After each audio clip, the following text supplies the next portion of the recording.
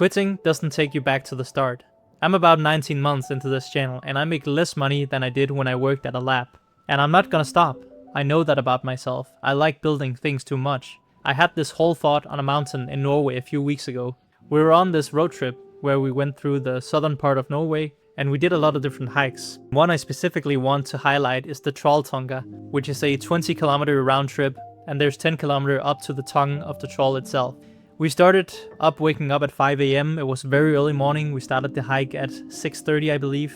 And of course, we just wanted to go to the top. The weather was fantastic and it was pretty difficult. I was fairly tired, but we got there. We got the nice photos. We got the thing we came for at the top of the mountain. And then it stopped being fun because now we still had 10 kilometers back. The same 10, just in reverse. And there was no shortcut, there was no bus we can just take. We had to descend the mountain and get back to the car somehow. Even though it was totally beautiful being up there, I had already seen it. I had already taken a couple photos, my legs were tired. I just wanted to be back.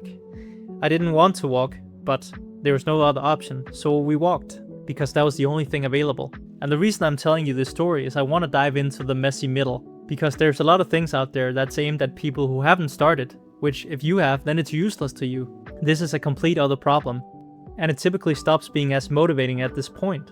If you go to the gym, you know that roughly the first 2 years you're gonna see a lot of visible progress because you have the noob gains. But then the same amount of effort you put in the latter years, they won't produce the same results, which is for many very demotivating. And then they stop making progress there, because while they might not completely quit, they might quit actually trying to put in more effort or to change their training in order to still make progress as an intermediate. And you might start doubting yourself, am I even doing this right? Because it used to work when you're when you're a beginner.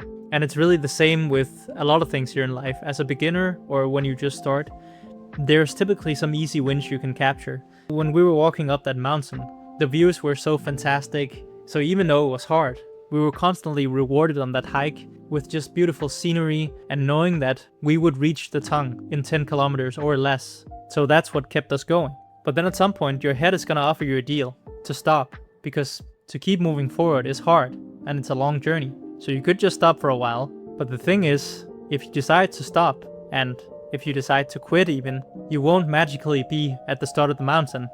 And let's say you started your own project, quitting doesn't automatically just hand you back the months. You're still left in the same spot, but now you spent those months. Or in my case, I still had the tired legs, I was still on top of that mountain, I still had to get down. There's really two situations in life where this pattern shows up. The first one is the one I'd call the sensible one. In my case, it's that I had the degree and the job, and the research and development experience in chemistry. So right now I don't have a job, I'm building a business on the side. And if I spend all my time getting a job, I could potentially get a job that could triple my income.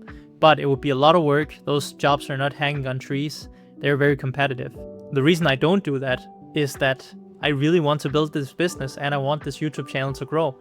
And I know if I go into a job like that, I'll be very dependent on that because I'd had to sacrifice a lot of business and YouTube time and a lot of my flexibility, because it'll probably be 40 hours of work plus, as well as having less flexibility. So even if I took one, I'd spend at least 10 hours a week trying to build a business and a YouTube channel. So I'm not at the stage right now where I have to get that job. But again, I can't live like this forever, but quitting this path, this business path and YouTube path I'm currently on, that doesn't take me back to the start, where I just have the job again. I still have to put in the work, where I look for the job and I become accustomed to the new job, I become good at the new job, if that is the path I take.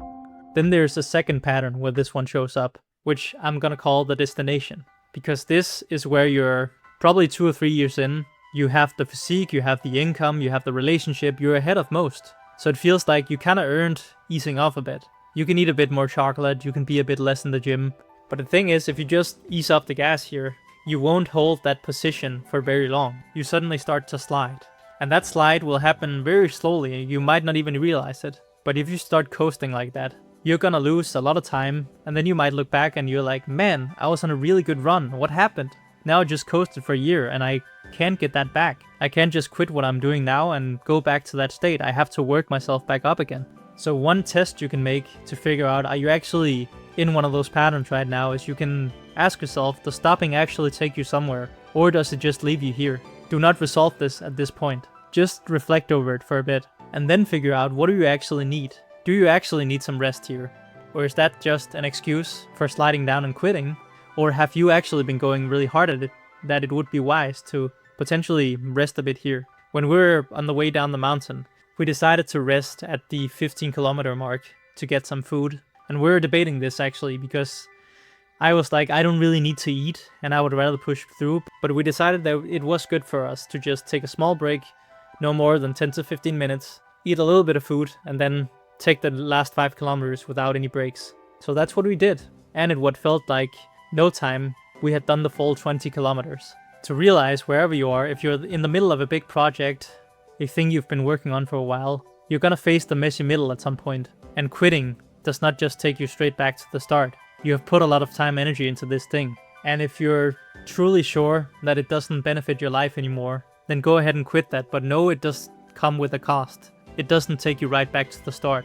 And time quickly passes if you decide to quit too many things over the next couple of years. You won't have much to show for it. So really do reflect over this, and I'd love to hear in the comments if this resonated with you, if there's a current roadblock you've met recently that makes you think about quitting or what to actually do.